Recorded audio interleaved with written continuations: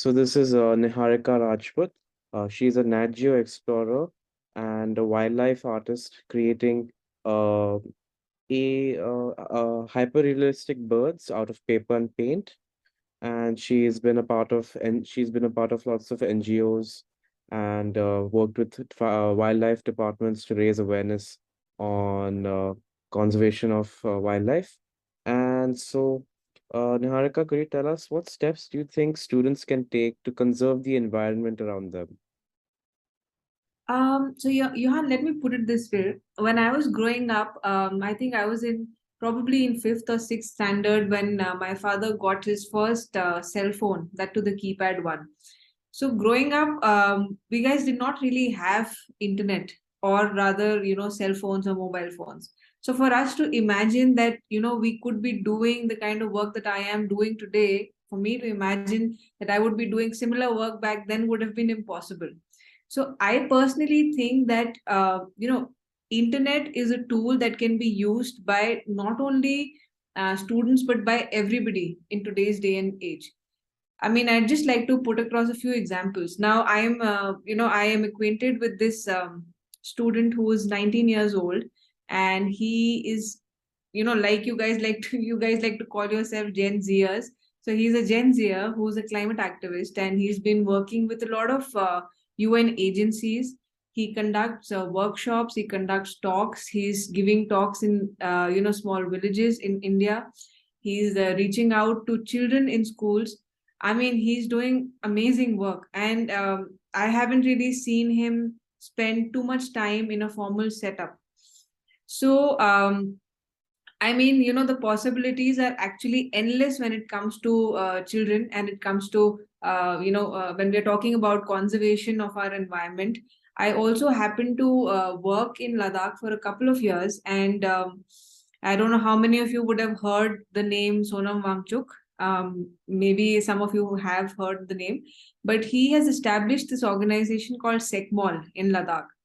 And most of the students in this institution are children who have not cleared their 10th or 12th boards. And yet they are the ones who are, converting sunlight into solar energy and using it on the campus.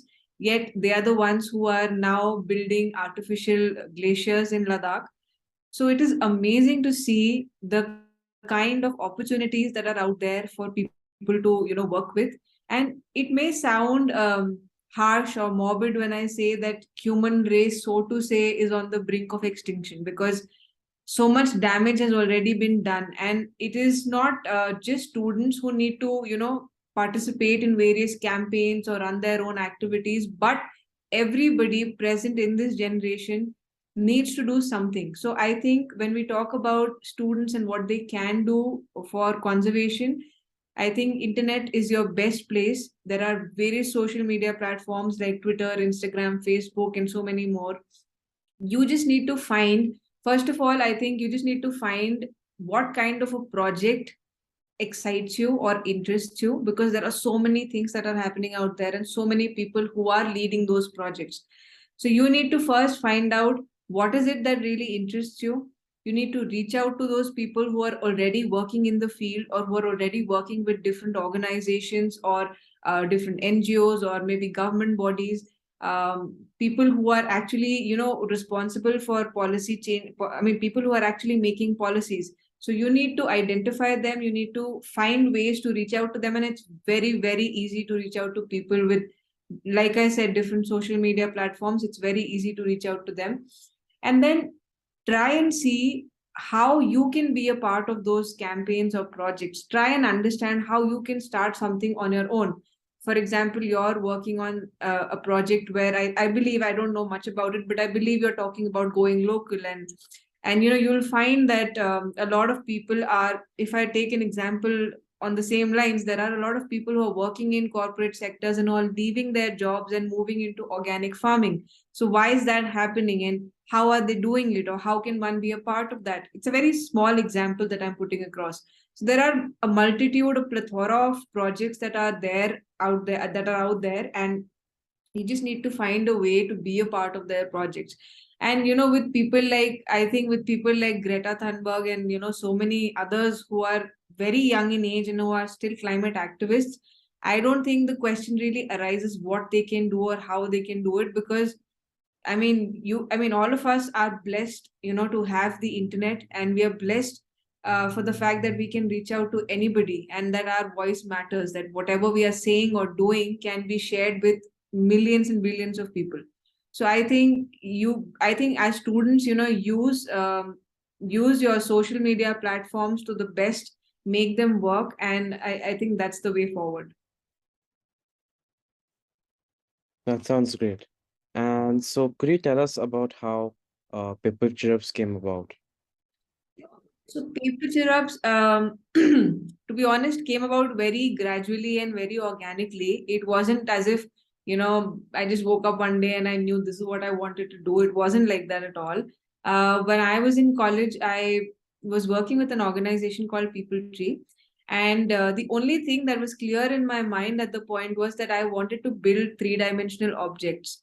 What my subject was going to be, what my medium was going to be, I was not clear on that at all, and I had no idea how I was going to make a career out of that. But when I was working at People Tree, I was introduced to building these very small, basic forms of, I wouldn't even call them bird sculptures, but bird mobiles. They were very small in size. And I was making them out of regular epoxy and paper and wire. And even though that was a starting point really for me, it wasn't as if I started building birds just right after that. When I left People Tree after 2 years, I just wanted to, experiment on my own and build these three-dimensional sculptures. And I was building these sculptures, but they were very abstract in form. And the only thing that I would say, the only common factor rather, was that all of these abstract sculptures had an element of nature and wildlife in them. So during that period, I was working with a few art galleries in Delhi, and I was just exploring the whole art scene and, trying to understand how I fit into it or how my subject fits into it. But unfortunately, somehow I wasn't quite satisfied with the kind of work I was producing, or with the setup of the art galleries is something that did not work for me at the point. But of course, there are many people who want to be artists and who want to work with art galleries, and obviously there are amazing opportunities to work with art galleries as well. But I remember just taking a trip to Himachal, and I saw these red-billed blue magpies at the time, and I was so excited to see these birds. And it took me back to my childhood days when I spotted my first white-throated kingfisher. I was so happy to see that bird, and so happy to see such a colorful and vibrant bird that I just went inside, got my father's camera, took a picture of the bird. And funny story is that I forgot to zoom in, and it just, when he got the prints out, it was just a tiny speck in the picture. So nobody really knew what I had clicked, but I know what I had seen. So when I saw these red-billed blue magpies, I knew instantly that I wanted to realistically replicate these bird forms. And I knew for a fact that it was going to be very challenging, because anything in nature is highly sophisticated. I mean, these are sophisticated mechanisms, the way they are built, the way they're colored, the way they're, you have scientists who are inspired by birds, and that is how they've come up with aeroplanes and trains. So it's amazing. You can understand the kind of technology that goes into, creatures like that. So that was really the first step. And then, after that, it was all experimentation, because I am not formally educated in art. I never went to any art school, and it was all a lot of experimentation. So when I started experimenting I worked with a lot of different materials, and I worked with wire mesh, I worked with clay, I worked with paper, I worked with fiber, I worked with a lot of materials. And then eventually I narrowed it down to paper, because paper is something that realistically replicates the texture of the feathers of the bird. And when I came up with my first sculpture and I was happy with the way it was looking, the whole question of, now, okay, I have mastered the art. I mean, I'm still learning. I can't really say I've mastered the art of building these birds. I'm still learning. But because I was happy with the outcome, the next question was, how do I make a career out of that? So And I mean, these days with the internet and the kind of opportunities that are out there, you can get a lot of exposure. But for me personally, I did not have that exposure. I did not know how to turn it into a career, so to speak.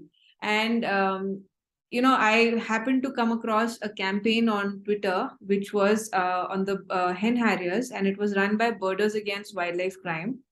And like this also answers partially your first question, what can people do. So I came across this campaign and I just reached out to them and I asked them if I can be a part of the campaign and if I can build some hen harrier models to raise money for the activities that you're planning for this campaign.